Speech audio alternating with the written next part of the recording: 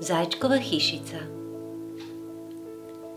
Živel je zajček, imel je hišico in ta hišica je stala čisto v potoku. To je bilo dobro, kajti zajček je rad vrtnaril in vsak vrtnar ve, da je vodo dobro imeti blizu. Kako sočno je bilo njegovo korenje in kako debele njegove buče. A hkrati je bilo tudi slabo. Prišla je namreč strašna nevihta, lilo je in lilo, potok je narasel in čisto podivjal. Poplavil je vse naokrog in vdrl tudi v zajčkovo hišico. Kar pomislite, voda v izbi, voda v shrambi, voda v mali sobici, voda v slehernem kotičku.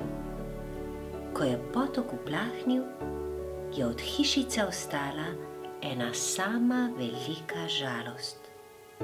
Vse povsod blato, spodjedene stene, naš zajček pa čisto pobit. Kje naj se loti? Kaj naj stori? 1, 2, 3 in že je priskakljala žabica.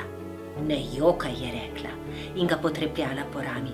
Vse bo še dobro, boš videl, da bo. Jaz ti bom pomagala. Dajva, začniva, jo že spraviva v red to tvojo hišico. In se je lotila. Pridi, stopi k meni, ga je spodbujala. Tako, ja, saj znaš. Malo po malo pa se bo poznalo, boš videl, da se bo.